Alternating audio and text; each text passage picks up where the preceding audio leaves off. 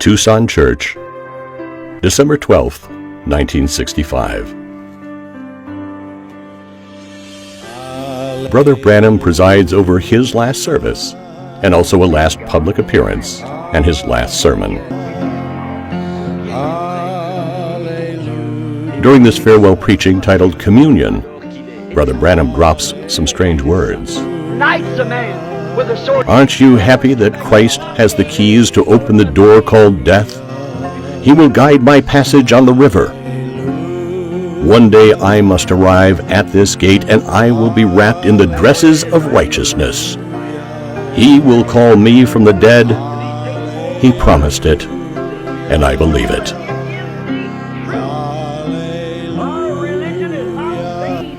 The congregation only understood the meaning of this sentence a week later.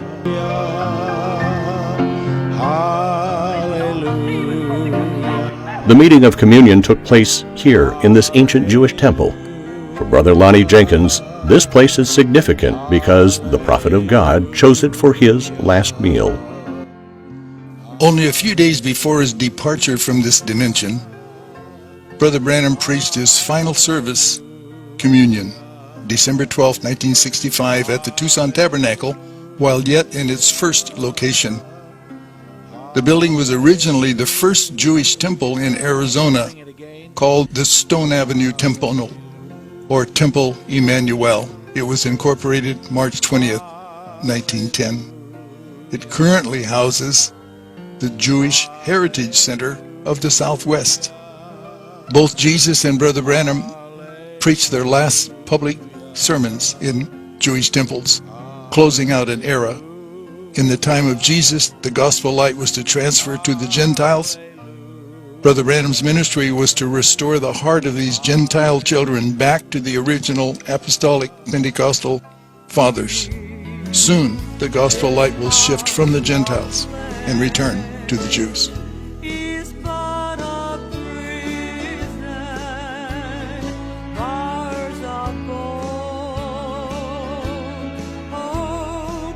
This brother here also gives us his testimony concerning this last service of farewell. One of the next services that Brother Branham had here was just before Brother Branham left Tucson to go back to Jeffersonville with his family. In that particular service, there were so many people that they had a communion service. And Brother Branham had communion here a couple of days before he left on December the 18th, 1965. We know that that night Brother Branham left here.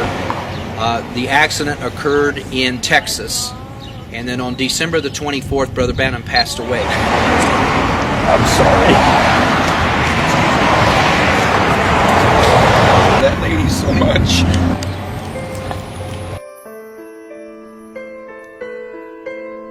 It was probably 3 years since the prophet Branham left his Jeffersonville home to settle here in Tucson under the Lord's recommendation. It's Peary Green, the head of this church where William Branham preached his last sermon. Is that I found the building without Brother Branham telling me. Now, he said that the other brothers, the reason they wouldn't start one is because they would find a building and they'd come and say, Brother Branham, is this where we're supposed to be? Well, he had told the pastors in this city he wouldn't start a church. That's the reason on the tapes from Shreveport, he says, I didn't start the church in Tucson. Brother Green did. Brother Branham had to do that to keep his word to the pastors in his city.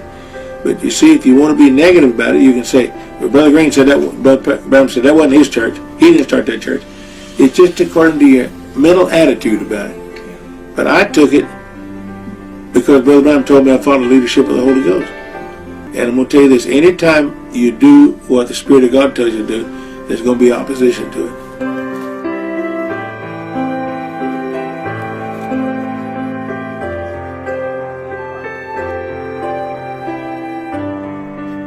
December 18th, 1965, Brother Branham and his family embark on a long journey to Jeffersonville, where they plan to spend their Christmas holidays. Brother Branham was driving this Ford station wagon. Inside was his wife Meta, and his 2 children, Sarah and Joseph. While Billy Paul was driving this Chevrolet with his wife and 2 boys. We are exactly 6 in the morning. It's the start of the journey from Tucson to Jeffersonville, Indiana. It's a long journey, and they will never reach the destination. First stop, Benson, then Alamogordo. This American city is in Otero County, state of New Mexico. It is in this city that they take their breakfast, but the journey is still long.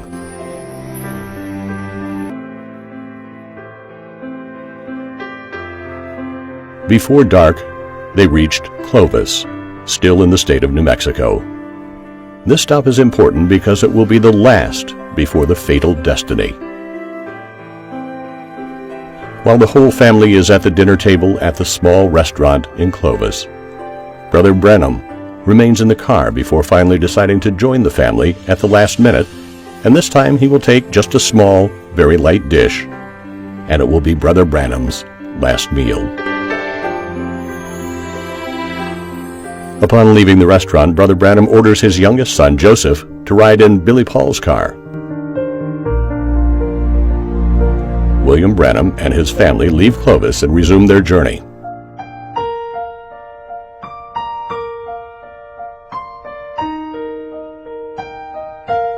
It's 7 p.m. The night has just fallen on Texas. Brother Branham's convoy is about 128 kilometers from the town of Amarillo. Billy Paul's car is ahead and Brother Branham's behind, when suddenly Billy spotted a car with just one headlight on, giving the impression of a motorcycle coming against him. He barely dodges him and suddenly hears a big crash.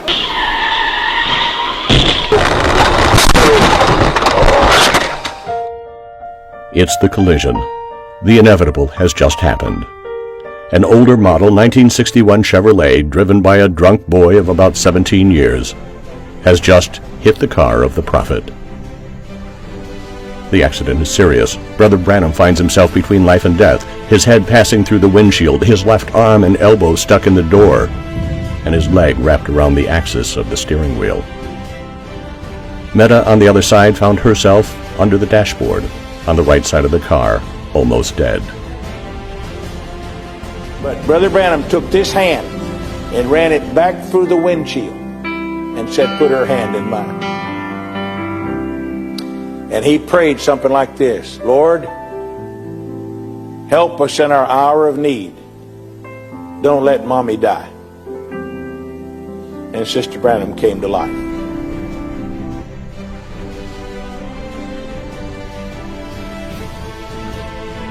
Meanwhile, Joseph, who was locked in the car, shouted loudly, and Brother Branham, in the midst of distress, lifted his head.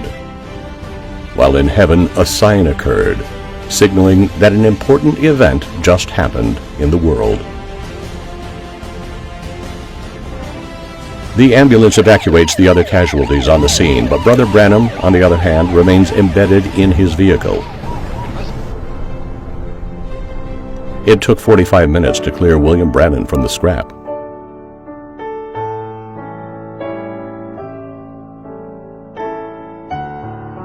Once free, he was rushed to the intensive care ward of Friona Hospital. Due to the seriousness of his condition, he was transferred to the Amarillo Hospital 15 kilometers from here. He spent nearly a week in this hospital, where the doctors did everything trying to save his life. During this dark moment, Christians gathered around the world to intercede and pray for Brother Branham, while many others made the trip. In the waiting room of the intensive care unit, brothers and sisters prayed and sang songs that the prophet loved so much in his life. I go in the intensive care unit and they've just brought Brother Branham out of the operating room. They've got Brother Branham in traction, this arm and his leg, and they've done a tracheotomy on him. And they tell me they've not get him to respond. He hadn't done anything. And I woke up there and I began to talk to Brother Branham, and I said, "Brother Branham, speak the word." He don't respond to anything else. Nothing. I break down and I start crying. And I start singing. On the wings of a snow white dove, God sends his pure, sweet love. And Brother Branham opens his eyes and smiles. The nurse gets all excited. He's awake, he's awake, he's responding.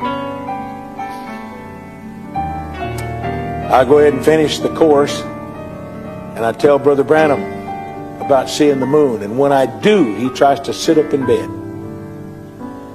And he shouts something. But instead of it coming out through his vocal cords, it comes out through tracheotomy. I do not know what he was trying to say. That was the last utterance that Brother Branham made, as far as I know.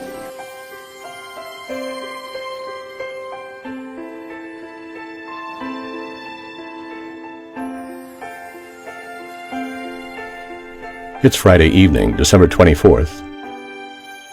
The moment is sad. A radiologist doctor is looking to see Billy Paul, and while he was coming with Brother Green, they saw through the window that the nurses had pulled the curtains from Brother Branham's bed. They both realized that it was over. God had just removed his prophet from the earth. The doctor told Billy Paul that his father had passed away at 1649.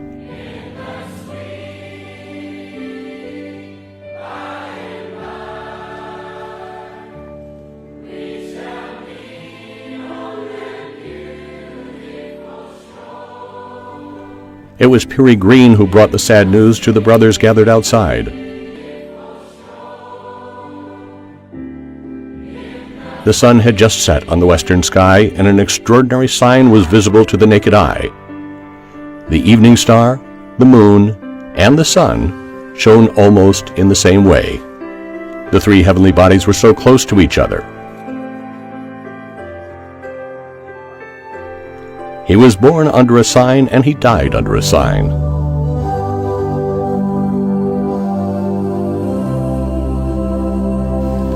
Billy, while broken up, remembered the words from his father saying, "If you hear that I'm gone, stop for a moment and sing a verse of the song, 'Only Believe.'"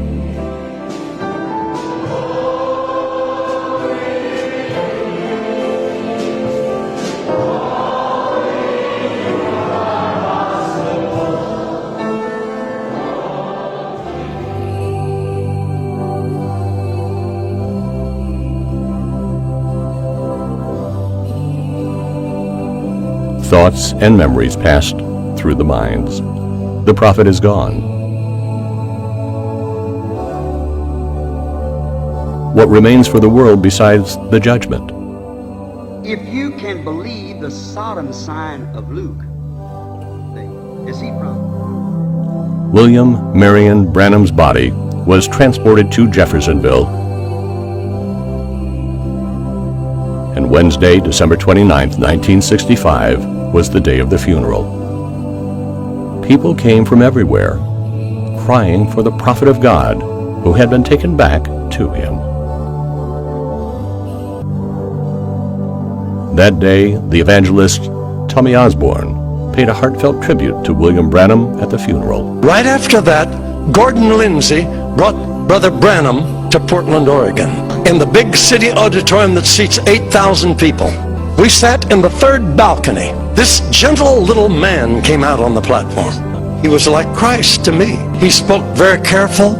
If you know that name, forget all the silly things that have happened in later years. But at the time that I knew him, he represented Christ to me. He preached tender but firm, and when he got through preaching, hundreds of people came and accepted Christ. I wanted to be able to do that. Then he called for the sick.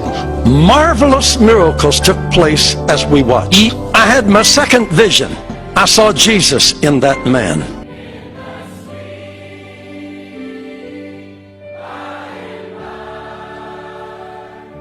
Brother Branham's body rests behind this grave here at Eastern Cemetery in Jeffersonville, Indiana. Believers from all over the world come by dozens every year to visit his tomb where great supernatural signs continue to be seen to this day.